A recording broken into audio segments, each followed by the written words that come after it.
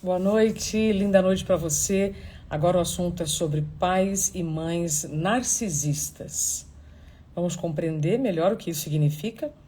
Quem são esses pais e mães narcisistas e como a gente pode reconhecê-los e assim, se for o nosso caso, como que a gente pode se libertar desse padrão?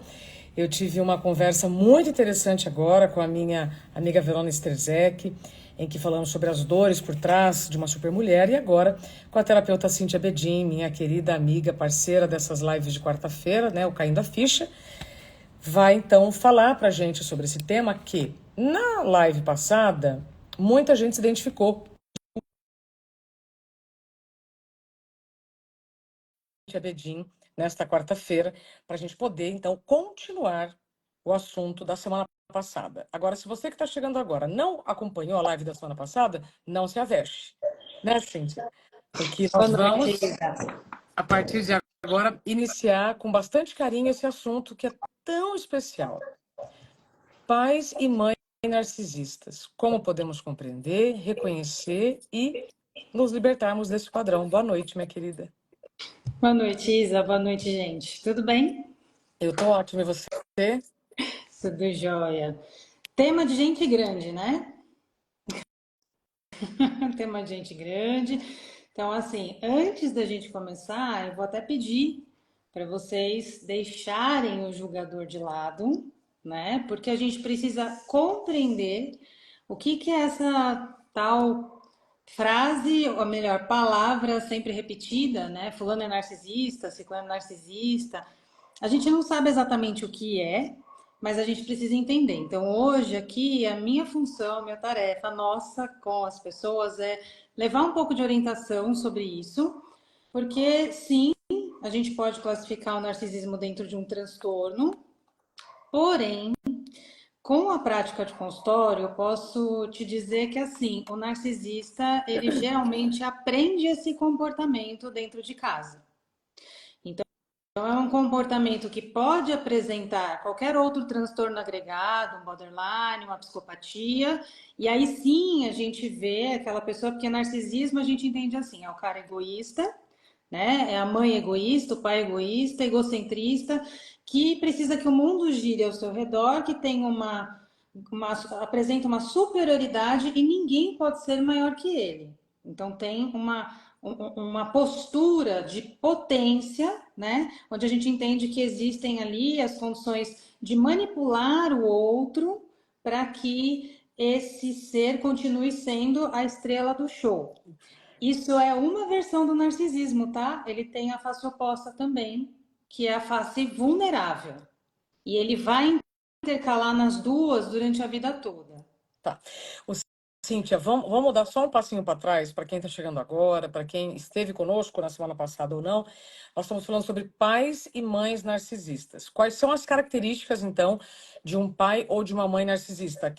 Quais são as características, já que então tem dois Sim, polos? tem dois polos, né? Então a gente tem. Vai depender de cada situação, né? Mas o que a gente precisa entender sobre o narcisismo, né? É um espectro. É um espectro, tem várias coisas que podem acontecer ali dentro, mas esses dois polos, eles vão existir. Então, por exemplo, vai existir aquele narcisista que quer manter tudo sob o controle dele, onde ele precisa brilhar sempre, né? Aquela mãe que precisa ser mais que a filha, ela disputa com a filha, ela se veste como a filha, ela tenta roubar o namorado da filha, essas coisas acontecem no narcisismo. Exatamente, o narcisismo é esse lugar aí, tá? Só que eu tô falando de algo que assim, a gente às vezes pensa, poxa, então é uma psicopata, não tem sentimentos? Pode ser que sim, se tiver traço psicopático, vai para esse nível, porque a gente entende o narcisista como esse monstro terrível. Agora sim, o narcisismo que a gente conhece dentro dos lares, né? Porque geralmente são pessoas que são admiradas do lado de fora, tá? São fortes, são potentes, são admiradas. E na convivência começam a demonstrar esses traços, né, de um padrão persistente aí da grandiosidade, a necessidade de ser constantemente admirado e parece que falta empatia pelos demais. E quando alguém está um pouquinho maior, está crescendo, está desenvolvendo, o narcisista vai lá e abafa isso, e humilha a pessoa para ela voltar para aquela caixinha, para que então eu continue sendo a estrela do espetáculo. Então, essa polaridade, a polaridade da força, tá tudo certo até aí, e o narcisista não se preocupa em fazer isso com várias pessoas próximas, porque as pessoas que se aproximam dos narcisistas são pessoas que também buscam pessoas fortes. Só que o narcisista, como ele precisa de muita validação, ele vai fazer de tudo para você admirá-lo, para você endeusá-lo, e isso é como se fosse um alimento para ele, tá? E aí tem a polaridade oposta. Quando as coisas não vão muito bem, então tem o narcisista também que ele é vítima de tudo. Isso Ele é vítima que eu de ia perguntar. tudo, né? Ele entra num quadro depressivo, uma ansiedade social. Então, esse tipo de vulnerabilidade acontece com todo narcisista. É aí que ele chega no consultório. Porque geralmente eles não sabem que tem traços narcisistas. Mas o que que esconde tudo isso? Esconde uma autoestima completamente arrasada e algum cenário da infância que potencializou uma persona que essa pessoa narcisista ela inventa uma realidade, né? Aquela pessoa que mente, que viajou o mundo inteiro para se mostrar maior. Não só isso, um dos exemplos, né? Ou aquela tia religiosa que julga todos da família com aquele ar de superioridade, porque então ela tem a grandiosidade divina, né? Então, esse tipo de personalidade é uma personalidade tóxica para o meio. Mas, na verdade, o que que acontece? Essa pessoa ela embotou tanto a autoestima dela que ela não tem identidade. Então, ela se identifica com uma fantasia que começa a acontecer lá na infância. Hum, Vou voltar um pouquinho e explicar o mito de Narciso, só para a gente entender de onde que veio o narcisismo, né? Narciso, quem nunca ouviu falar, ele acha feio tudo que não é espelho, né? Então, o mito de Narciso é o seguinte: Narciso é filho de uma mãe muito jovem, aparentemente fora da realidade. Ela não tinha condição de lidar com a realidade. Um pai violento que abusou essa mãe. Então, Narciso ele é filho de uma mãe fora da realidade com um pai violento abusador. Quando ele vem à vida, ele é muito bonito. Só que ele também não consegue, a realidade para ele é muito dura, muito dura. E ele não se aproxima das pessoas amorosamente, assim, as pessoas se aproximam, querem namorar e tudo mais, e ele não tem interesse por ninguém, porque ele está muito dentro ainda da realidade dele enquanto jovem. Quando ele encontra uma fonte lá, um lago, e olha e vê uma imagem refletida e acha aquela imagem belíssima, ele se apaixona por aquela imagem, então ele se apaixona por si mesmo. E quando cai a ficha dele que aquilo é só uma imagem, que ele se aproxima e a imagem, né, desfaz porque está na água, então ele percebendo aquilo, ele se pune até a morte. Né? Esse é o mito de Narciso. O que isso tem a ver com o narcisismo? Narciso era praticamente uma criança que não cresceu, uma criança que viveu um mundo interno dele, se apaixonou por si mesmo porque o mundo era muito perigoso, o mundo era muito instável. Vai que eu me relaciono com alguém parecido com o meu pai. Então, se eu não consigo compreender o que é amor, eu não posso amar, não posso me entregar, eu tenho que manipular, eu tenho que controlar, eu tenho que ser grande. Então, todo narcisista vai esconder um complexo de inferioridade muito grande. Ele nem sabe quem ele é, não desenvolveu uma persona, um ego estruturado, a ponto de se relacionar bem com o meio. Não conseguiu. Então, ele cria essa fantasia de grandiosidade como um mecanismo de defesa. No fundo, o narcisismo é isso. tá. A Nami está dizendo a síndrome de Peter Pan? Tem a ver? Sim, sim, são eternos puers, né? A síndrome de Peter Pan são eternas crianças. E isso começa de duas formas. Então, a gente tem, por exemplo, um lar desestruturado, né? Onde essa criança se sente inferiorizada, humilhada, não consegue colocar o potencial para fora. Então, ela cria uma versão fantasiada dela mesma. E ela dá vida a essa versão. Então, é só essa versão que existe. Ela leva isso para a fase adulta. E tem também o narcisista, filhos de pais extremamente permissivos, né? Como, por exemplo, eu já atendi há muitos anos atrás um caso onde uma jovem, assim, tinha lapsos de memória por conta de bebida, fazia coisas bizarras e o pai ia sempre livrá-la da cadeia, Hum. né? E era uma coisa, o movimento entre pai e filha era assim: pai, eu não tive culpa. Não, filho, isso foi um acidente. Então, este tipo de comportamento fortalece o narcisista. E ele leva isso para o mundo como se fosse normal. Só que nesse caso, a criança vai se vitimizar, né? E vai controlar as pessoas pelo vitimismo na fase adulta, tá? Aí eu tô falando de uma jovem, mas na fase adulta a pessoa leva isso para a vida. Então, assim, isso, transtorno narcisista existe e pode estar associado a outras patologias, mas todos nós temos traços narcísicos, né? Qualquer pessoa pode ter. Então, assim, a única coisa que a gente precisa entender é que a pessoa que apresenta um comportamento desse na maternidade ou na paternidade, isso não começa na maternidade, isso começou Tá. antes. E apareceu um filho ali na história. Então, o que o filho ferido precisa entender é que, geralmente, quando ele chega para o tratamento, a autoestima dele está arrasada. Porque ele foi humilhado a vida inteira, ele foi depreciado a vida toda por conta dessa superioridade da mãe ou do pai narcisista, né? Existem pessoas que eu já atendi e que relatam, assim, abusos, né, desses pais, dessas mães narcisistas desde muito cedo, né? De dizer, você não é capaz, você é inferior, você nunca será como eu, Pai falar né? isso para filho? Sim, pai fala isso para filho, mãe fala isso para filho. Infelizmente acontece e não é pouco.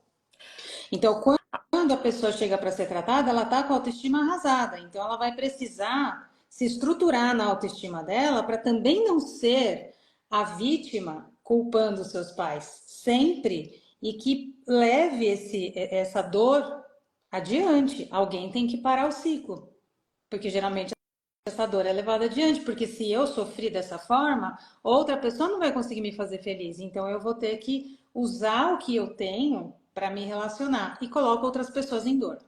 Por isso que Hum. o autoconhecimento é o melhor caminho da salvação. Eita lasqueira. A Josi Machado está falando assim: já ouvi que não há cura para o narcisista. Procede?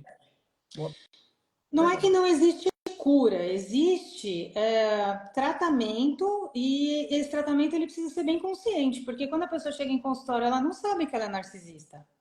E ela chega durante a crise, a vulnerabilidade. Então, ela chega como vítima. Por isso que muitos terapeutas têm dificuldade de identificar, né? Então, vai passando o tempo, você vai percebendo como que é a manifestação daquela pessoa. E, geralmente, quem tem mesmo o caráter narcisista, quando ganhar um pouquinho mais de força, quando se fortalecer, já vai tentar dominar o outro de novo. E aí a gente consegue entender que ali existe um caráter narcisista.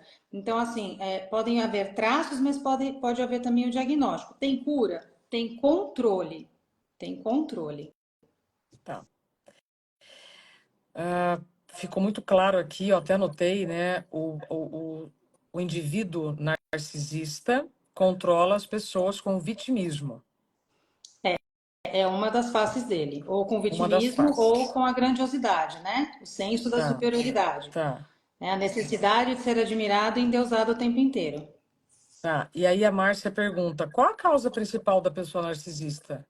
Essas duas que eu citei anteriormente, geralmente o meio familiar, porque narcisismo é aprendido. Você só vai encontrar um narcisista puro, digamos assim, aquele que é o grande controlador, o grande dominador, o grande tirano, quando esse cara tiver um fio aí de psicopatia ou um diagnóstico de psicopatia junto. Então, é por isso que não existe narcisismo puro, existem traços e isso é aprendido, é uma programação. Por isso que também não dá para falar que não tem cura.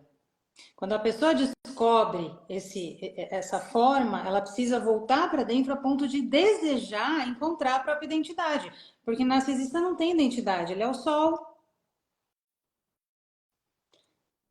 né? Então tá numa fantasia, tá vivendo a fantasia. Por isso que vem do mito de Narciso. Por isso essa comparação, né? Inclusive, Narciso também dá origem à palavra narcótico, vício, dependência. Então, o narcisista ele depende que o outro esteja ali nutrindo ele por endeusá-lo. Então, o narcisista ele é sedutor. Ele vai fazer todo esse movimento. E tem também um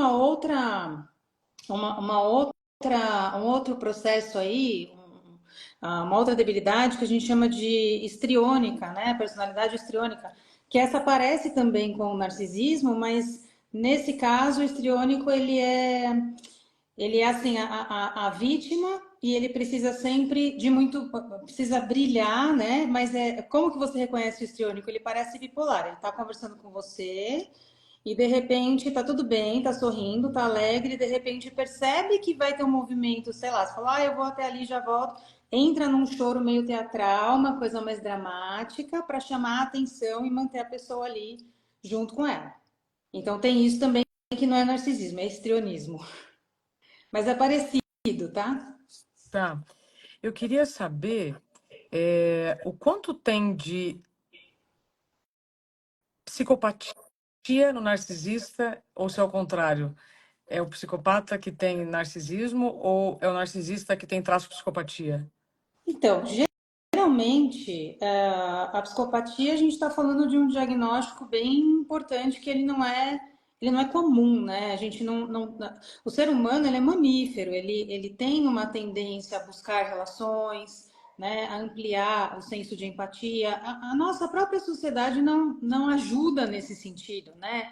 Ela nos oferece o egoísmo, então as lideranças, então eu cheguei primeiro, eu sou melhor que o outro, as competições. Então Competição. a gente já tem essa questão aí que a própria sociedade incentiva e acha muito bonito alguns casos de narcisistas que são aplaudidos aí, fazem, né, coisas bem bizarras e são aplaudidos aí na sociedade. Mas, de qualquer forma, quando a gente fala de psicopatia, é aquela pessoa fria, ausente de emoção. Isso é um diagnóstico que ela só vai ter se isso for um problema. Geralmente isso não é um problema, porque ela não se preocupa em arrasar a emoção de ninguém, né? Então, se a gente pegar aí perfil de psicopata, Dexter. Assistiram a série do Dexter? Gente, assim, ó, assiste os 15 minutos do primeiro episódio, vocês já vão entender. Não precisa mais que isso. Tá. Porque é uma coisa bem forte. É de Então, é um terror? cara. Não é terror, mas é um personagem que ele tem essa característica da psicopatia. Então, ele já se identifica assim no começo do filme. Ele não tem emoções desde a infância. E tem uma conversa que rola lá entre ele e o pai. O pai dele fala: Você é diferente, né? Porque eu sei o que você fez com o cachorro. E aí ele fala, mas aquele cachorro era insuportável. Ou seja, insinuando que ele matou e enterrou o cachorro em algum lugar que o pai achou. E aí o pai diz, mas quando eu desenterrei, não era um cachorro. Então, assim, isso ele leva da infância para a fase adulta, e na fase adulta ele usa isso dentro da polícia. Então, é interessante para Tá, quem tá, busca compreensão mental nesse sentido, mas isso é a psicopatia, tá? Um ser tá. ausente de emoção. Ok, Ausente de empatia. Mas o narcisista tem emoção, só que ele esconde. Ele esconde, ele não pode mostrar a vulnerabilidade. O problema é quando ele cai na crise, ele fica vulnerável. E é aí que muitos deles abrem uma fresta para vir até o consultório para a gente ajudar. entendi. E que também não é sinônimo de constância, né? Exatamente. A Giane está dizendo assim, como tem narcisista sendo aplaudido no mundo corporativo. E a minha querida amiga Karina Uchoa, um beijo, Karina, deve estar lá do Rio, ela dizendo assim, assediadores são narcisistas. Assediadores? É, Então, mas que mais? Porque se tá. for uma pessoa que tem um distúrbio, onde ela precisa assediar. Qual que é o motivo desse assédio? Né? A gente tem uma classificação aí. Então, o narcisista ele assedia o outro para seduzir, para seduzir. E quem está sendo assediado não percebe que isso está acontecendo, né? Então, assim, O narcisista ele vai dizer que você é a mulher mais maravilhosa do mundo e mais incrível e é a minha alma gêmea. E claro que o narcisista ele tem, quando ele está apaixonado, a bomba hormonal e ele vai se apaixonar. Só que ele vai encontrar pessoas que tenham condição de entrar na estrutura emocional dele para validá-lo em tudo que ele faz e fala, né? Então, por isso que pessoas que entram em relacionamentos narcisistas demoram a entender e ficam muito confusas. Uhum. Confusas porque quando aquela pessoa está tentando retomar a própria força, vem ali um grande ato de humilhação contra ela e ela fica confusa, com culpa, com medo. Isso num relacionamento tóxico, mas quando a gente está falando de um pai e uma mãe, ele gera no filho uma desprogramação de identidade. Uau, vamos falar disso? Uhum. Quando pessoas que são vítimas, né, do narcisismo dentro do lar chegam em consultório, primeiro aquilo que eu te falei, elas chegam com a autoestima completamente arrasada porque não são vistas, não são validadas, são crianças que crescem sem apoio. Tá. Uma Filhos de mãe, pais narcisistas. sim, Tá. crescem sem apoio, né? Então essas crianças, esse jovem, né, chegando na fase adulta, geralmente eles têm muita potência, capacidade, também se estruturam de uma forma firme para o mundo, então mostram potência para o mundo, mas não encontram a potência dentro de si. Então, de outra forma, reproduzem o que o pai e a mãe narcisista trazem, mas o pai e a mãe narcisista, eles vão vestir aquela máscara da grandeza e vão diminuir o filho, porque o filho não pode ter vez. Então, o filho ele vai ter um papel específico, né? Ali de validar o que esse pai ou que essa mãe estão fazendo. Então, só que ele entra em crise, ele coloca situações ali de manipulação, explode por qualquer coisa, né? Então, o narcisismo ele tem essa vulnerabilidade que quem convive tem medo, vive com medo do que vai acontecer daqui a pouco, né? Não tem paz, é o tempo inteiro esse abuso, né? Dentro do lar. Infelizmente, existe pai e mãe que faz o filho passar por isso, sim, né? A ponto de controlar até quanto tempo o filho vai ficar embaixo do chuveiro. Passou de 2 minutos, desliga a força de casa.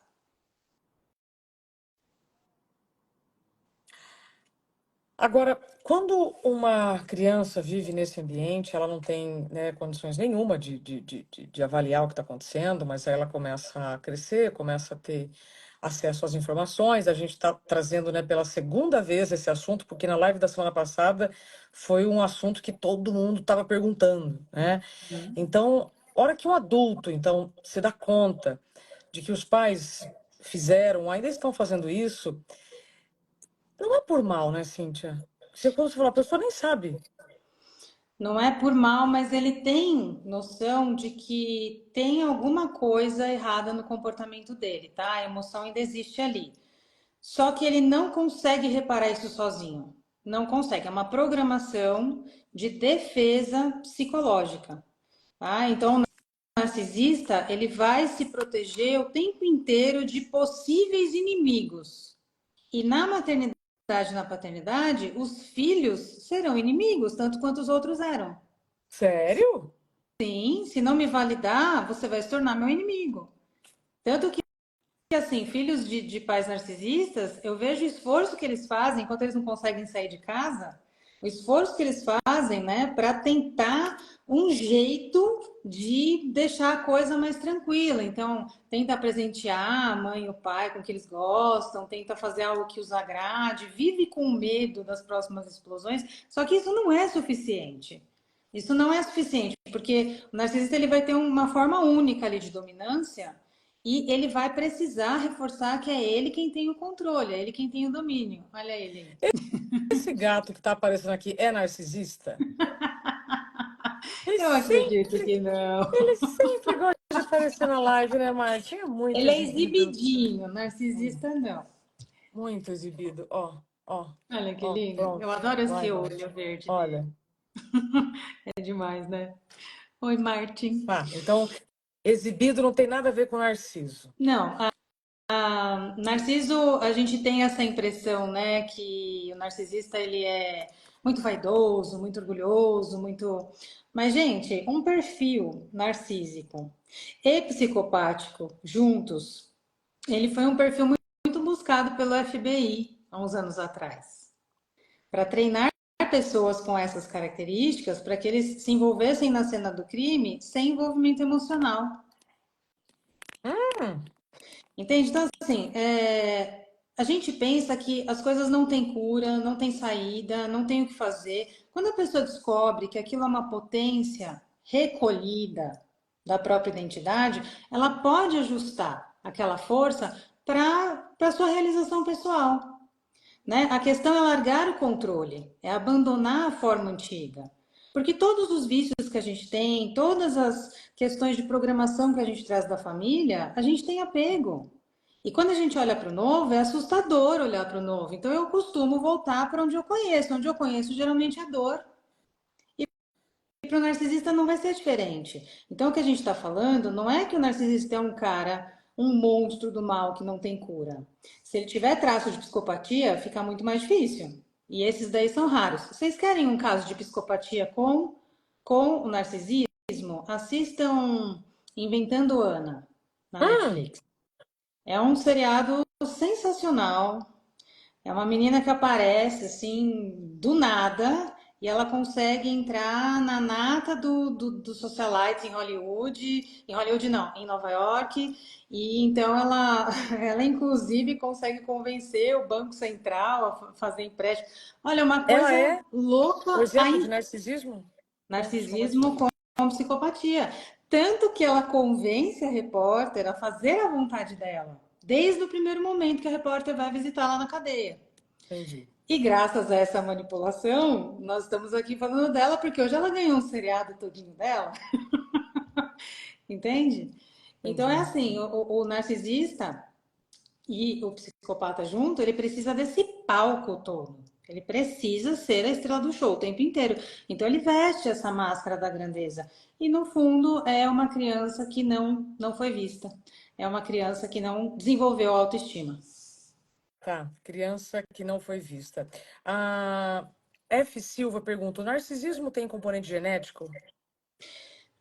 Componente genético associado a algum outro transtorno. O narcisismo puro hoje já ficou comprovado pelos estudos que não. Então, o narcisismo é uma condição aprendida. Condição aprendida. E aí vieram duas perguntas falando sobre o excesso do uso do narcisismo. Deixa eu ver se eu acho aqui para não falar nenhuma bobagem. Só um minutinho. Aqui. Vocês acreditam que o termo narcisista está sendo usado de forma equivocada?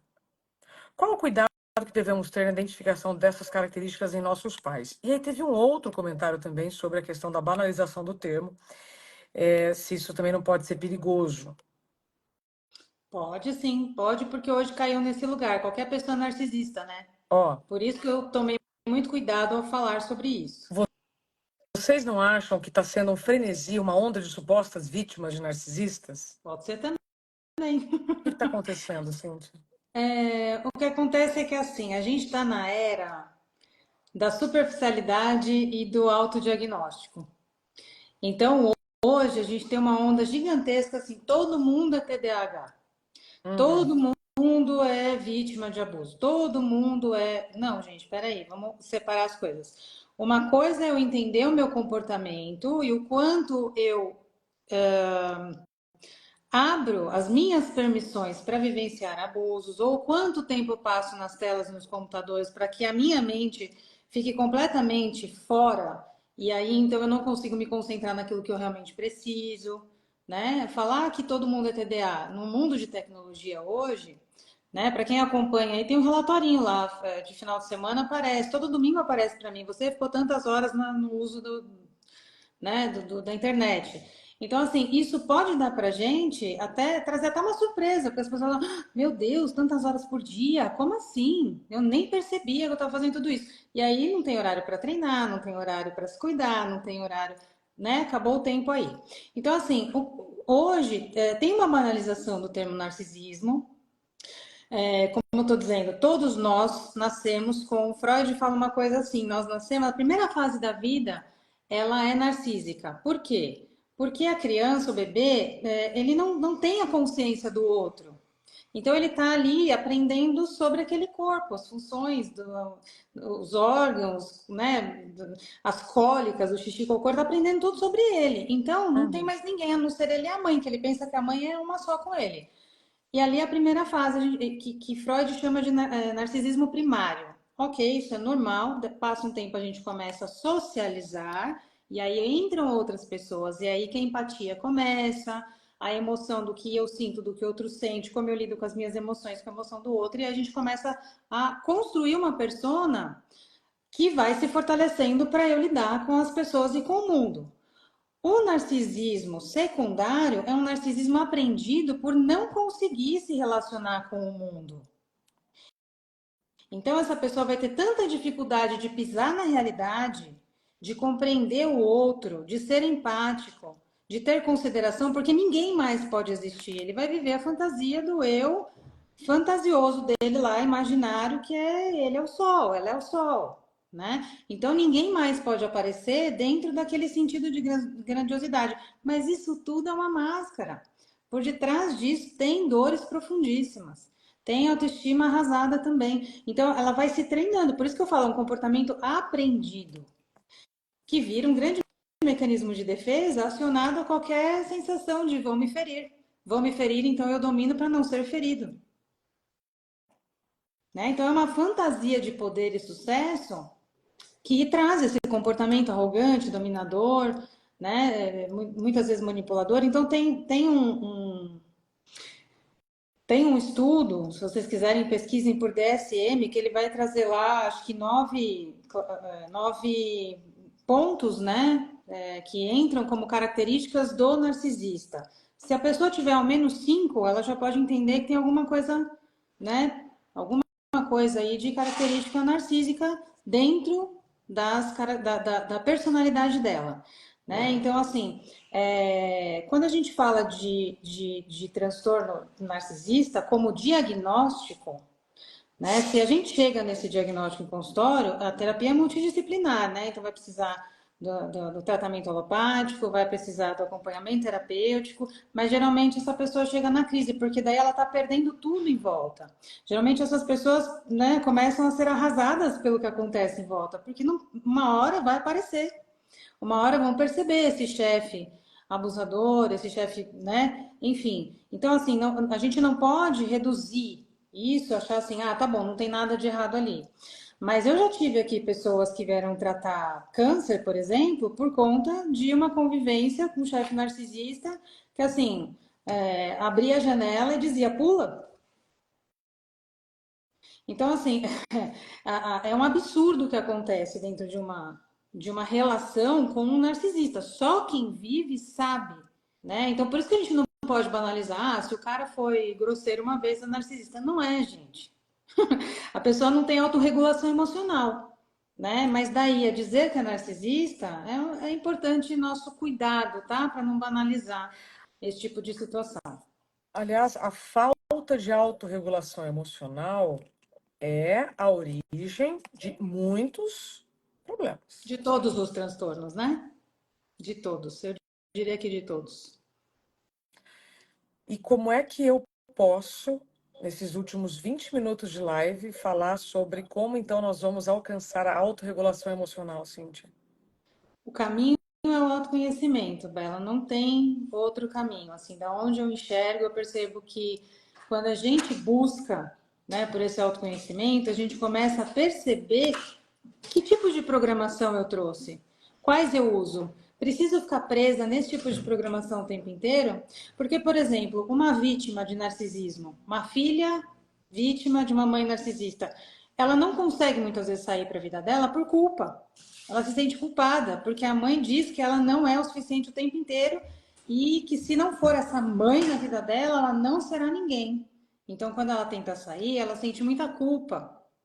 E aí tem gente que me pergunta assim, como ela me perguntou outro dia, como eu faço para não ter culpa? Eu disse, impossível, você vai ter culpa. Então vai com culpa mesmo, para você fazer uma terapia de exposição perante essa culpa, para dessensibilizar este lugar de culpa, para poder estruturar outras emoções. Porque aquilo foi uma programação, sei lá, de 30 anos.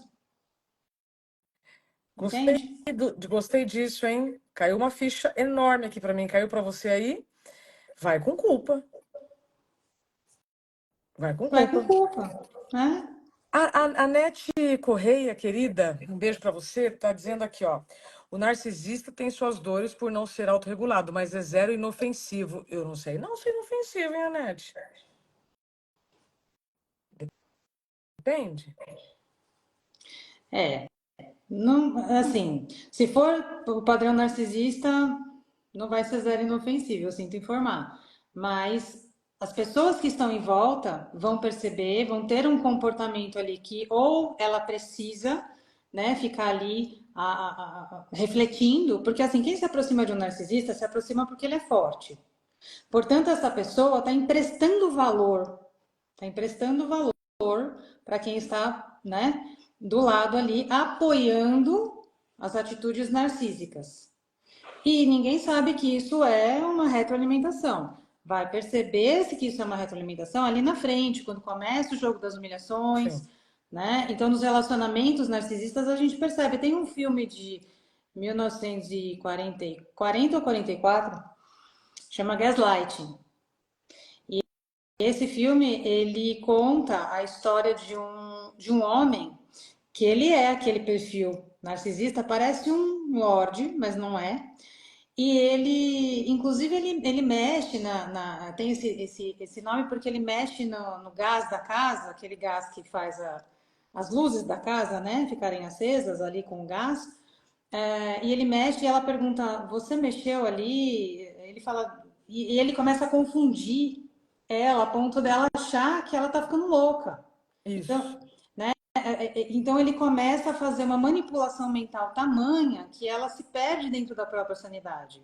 Então, quem sofre uma violência com um narcisista durante muitos anos vai perdendo a própria identidade. Por isso que não dá para tirar a culpa antes de sair, entendeu? Precisa sair com a culpa mesmo. Ô, Cíntia, perfeito. Acho que o que a Nete quis dizer é isso mesmo, que não é inofensivo, né? Ou seja, que Isso, é não é perigoso. inofensivo. A Sol fala assim, como aumentar a autoconfiança para sair do controle do narcisista? Então, Terapia. Terapia, não tem outro jeito. Sozinha não dá conta, não vai dar conta.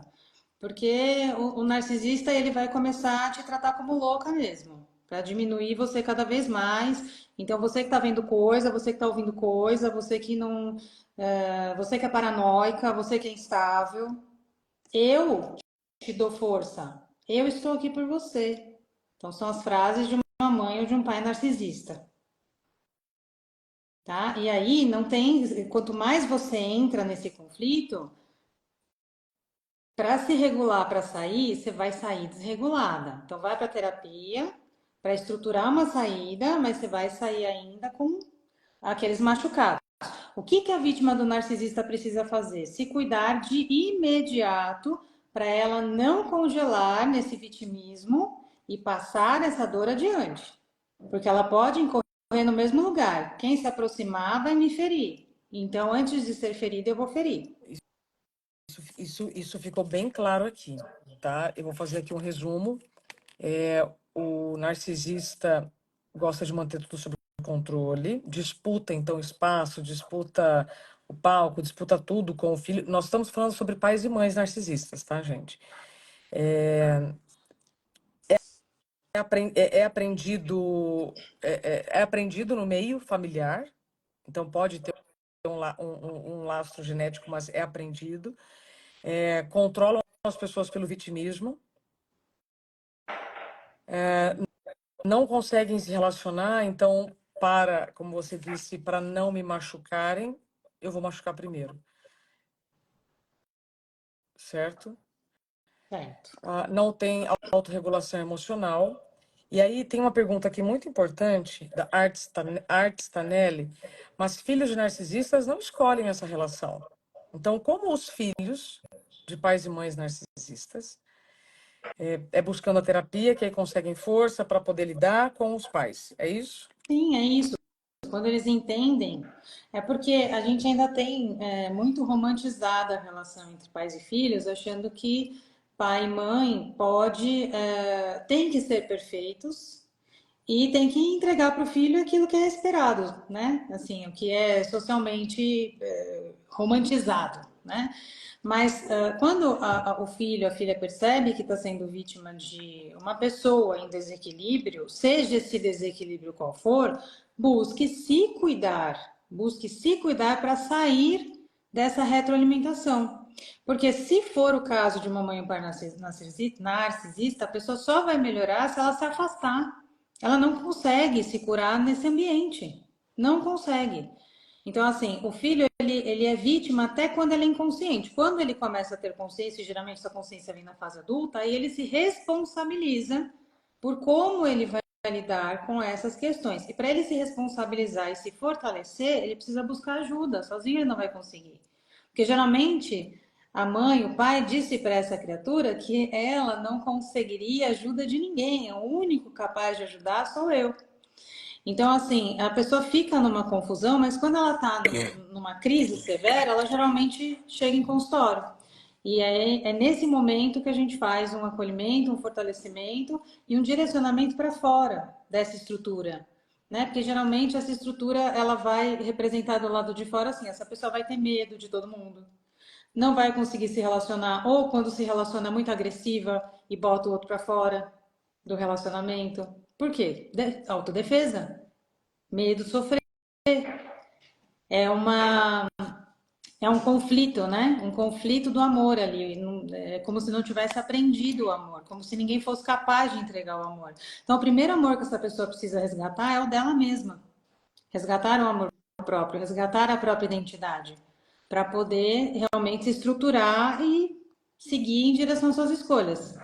Porque senão vai ficar vítima disso a vida toda. Ou seja, eu reconheço esse perfil, eu me afasto dessa pessoa dentro do possível, faço a minha parte por mim, ou seja, eu faço a minha terapia por mim, porque vai ser muito difícil uma pessoa que é narcisista aceitar que venha uma ajuda de fora. Só se ela entrar numa crise, aí sim, nesse momento abre-se uma fresta, né? Porque assim, o narcisismo ele é muito, pode ver que todo mundo se intitula, né, com os diagnósticos, mas ninguém fala eu sou narcisista, né? Ah, eu tenho transtorno narcisista. Ninguém fala. Por quê? Porque a gente ainda tem muitos preconceitos sobre o que é o narcisismo e como ele começa. Mas a pessoa que se debruça para olhar para isso, ela tem condição, né? Eu tenho aqui pessoas que eu acompanho que receberam o diagnóstico e que são pessoas que buscam se melhorar. E aí, quando elas percebem que elas entram no ciclo da explosão de novo, elas já têm um caminho de autorregulação.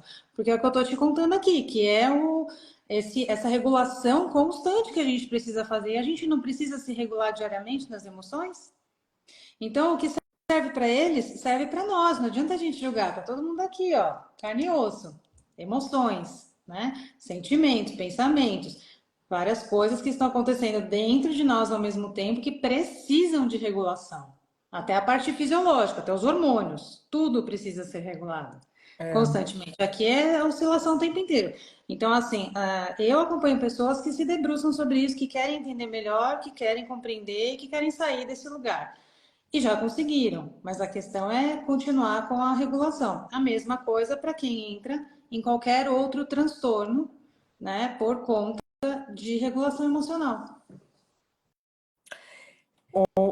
Cíntia, e quando a gente passa um tempo convivendo com uma pessoa e aí cai a ficha, essa pessoa é narcisista. E aí você começa a observar o mal que ela faz, né, num grupo, numa equipe, etc. Mudar essa pessoa vai ser muito difícil, então se afastar é o caminho. Se afastar é o caminho e, assim, tentar compreender um autoacolhimento para que você regule o seu grau de afetação. Tá. Porque se você não for a pessoa que vai ficar nutrindo o narcisista, ele desinteressa de você, Ah, que interessante. tá? Isso é Então, muito bom. Sim, porque você vê que assim, até naquele. Vou pegar o seriado de novo para ficar claro o exemplo aqui. A Ana, ela tinha pessoas em volta que a endeusavam. Ai, nossa, olha que importante que ela é rica, ela é isso, ela é aquilo. Então, essas pessoas nutriam o que a narcisista precisava, né? Endeusavam e colocavam ela no lugar que ela queria. Quando essa pessoa começava a perceber o jogo dela e começava a diminuir a intensidade do endeusamento, ela para de fornecer nutrientes para o narcisista e o narcisista joga essa pessoa para fora do vínculo de nutrientes dele. Ele desinteressa. Então, é igual a plantinha. Se eu não regar, ela não vai crescer. Então, se eu estou alimentando isso no outro, vamos tentar entender do ponto da autorresponsabilidade. Por que ou para que eu estou passando essa situação? Para me fortalecer? Porque quando é dentro de casa, aconteceu, não tem como a gente, né? Que nem a Nelly disse, eu não escolhi esses pais assim, eu nasci nessa família. E aí eu lembro que essas pessoas, se elas eram narcisistas, um dos dois, já era assim antes dos filhos chegarem. Então, não é algo contra os filhos, é algo que já estava ali e os filhos têm que sair dessa culpa. Eu estou causando isso no meu pai, na minha mãe. Mas no trabalho, quando você para de nutrir, ele simplesmente vai desinteressar. Faça um teste Captei, aqui, depois voltem para me contar. captei. Vamos voltar para te contar. Eu queria encerrar a partir aqui para a conclusão da nossa prosa com um exemplo lindo da Fernanda, minha querida amiga. Ela escreve com depoimento, olha que lindo, Cíntia, porque você falou, né? A partir do momento que você tem consciência, é sua responsabilidade, então, interromper o ciclo. Fernanda traz assim, ó, tema absolutamente necessário. Pessoas são destruídas por pais narcisistas.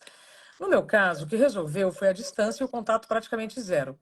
Mas o ciclo termina em mim. Filhas nunca sofrerão. Ela tem uma neném, ela já tem uma menina já, 5 anos, se não estiver enganada, né, Fer? E agora tá com uma bebê fofa. Feliz. Fofa. O útero até coça, assim, né? Quando a gente vê um neném assim, tão fofinho.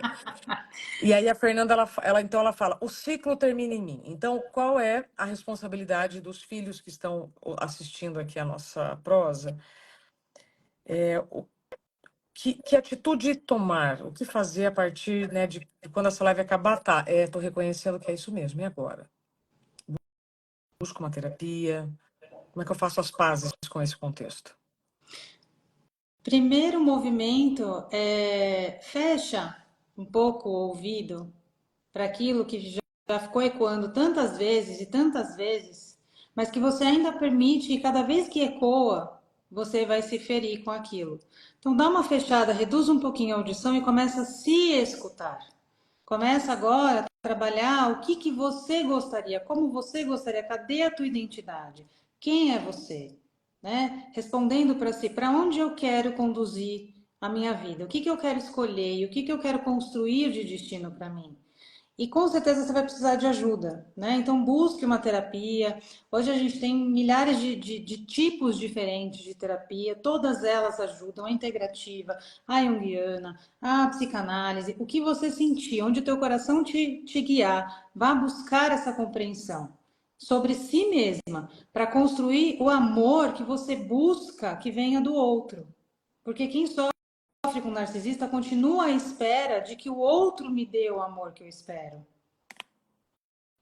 E o amor que você espera, você tem que se dar. Então você vai ter que aprender a construir esse amor. É uma construção. Paciência, um dia após o outro. Já vi muita gente aqui, com quase 20 anos de consultório, saindo de situações com pai e mãe narcisista e sendo muito feliz e realizado, como foi o exemplo da Fernanda aqui, né, que deixou esse Uhum, depoimento lindo, que hoje uhum. tem uma família linda e que com certeza sabe o que é dar e receber amor. Esse é o caminho.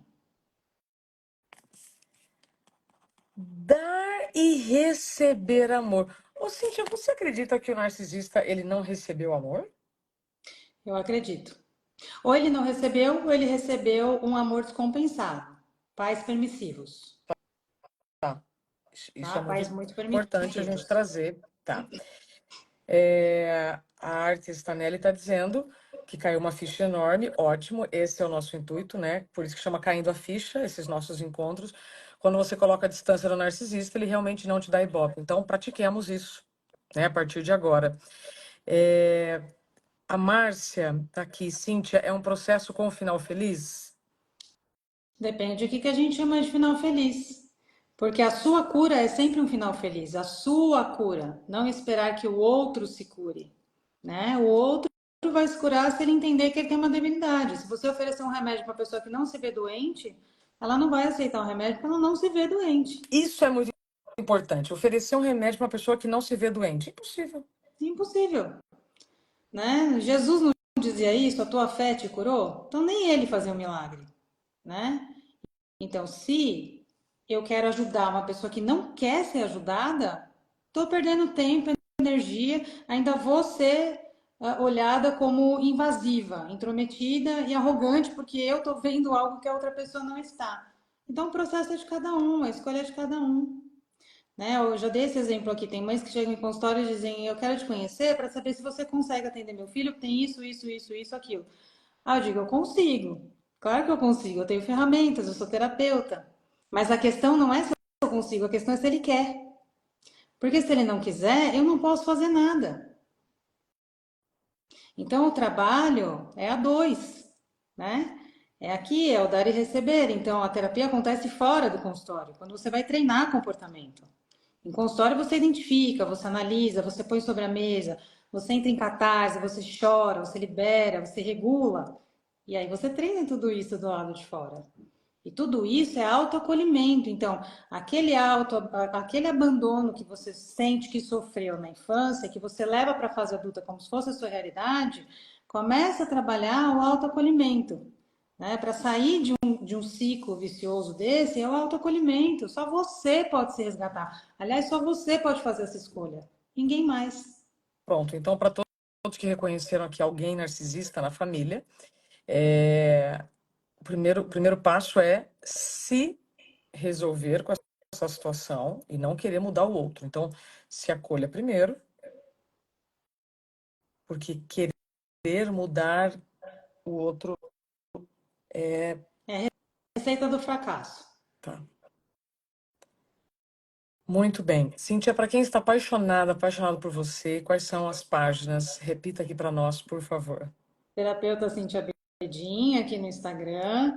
No YouTube você me encontra também como Terapeuta Cintia Bedin. E aqui no próprio Insta tem, no Linktree, já te leva para o YouTube com muitas meditações, muitos exercícios guiados. Tem muitas lives, tem um curso ali para você fazer por uns 3 anos para você aprender ferramentas de autorregulação. É mesmo? É mesmo, tem bastante coisa lá. Tô brincando. A Sol pergunta: como praticar o autoacolhimento? Qual das meditações você sugere como o primeiro passo? A primeira é a do perdão, né? É a meditação do perdão que tem lá no meu canal. Um nome que é uma técnica havaiana, chama Ho'oponopono, de liberação de memórias de dor. Então, você não vai fazer para o pai, para a mãe, você vai fazer para si mesma, liberando as memórias que ainda machucam. Tá? Pode fazer por 90 dias e depois tem outros processos. Lá você vai encontrar a meditação do desapego, a autorregulação para fazer essa liberação aí de uma energia que está aprisionada, vai aprender a sentir, corporificar onde que essa dor está no meu corpo e fazer respirações para você liberar. Então ali tem todo um caminho das pedras para você se conduzir até que você escolha e confie em alguém que pegue na sua mão e te ajude nessa reconstrução da sua identidade. Cíntia está comigo há mais de 6 anos, gente. Se tem uma pessoa que, ó, eu confio, coloco minha mão no fogo, coloco. Cíntia Bedin, me ajudou a chegar hoje, né? Eu vejo muitas pessoas dizendo assim: nossa, Isabela, você me transmite isso, transmite aquilo, ou você conseguiu isso. Eu não consegui sozinha. Eu consegui com a ajuda de muitas pessoas, mas a principal dela é a Cíntia, que me ajuda aí toda semana. Por isso que a gente faz essa live, porque tiveram coisas que a gente foi falando nas nossas consultas. Eu falava: Cíntia, eu não posso ficar com isso só para mim. A gente precisa multiplicar, a gente precisa, né, fazer uma terapia em grupo. Isso aqui que a gente faz é uma terapia em grupo, né? Porque são dores que vão afetando a nossa missão, e aí você pode deixar de deixar de desenvolver o seu talento, a sua potência, por falta de autorregulação emocional, por estar se colocando como vítima de uma situação que você não precisa mais. Então, muito obrigada, Cíntia, por estar mais uma noite comigo. Eu que agradeço sempre. A parceria é forte e a sua cura é a minha também. Que assim seja. Boa noite, então, para você, minha querida. As páginas estão aqui. Essa live ficará gravada. E a gente se encontra, então, na próxima semana com mais um Caindo a Ficha. Beijo. Boa noite. Boa noite.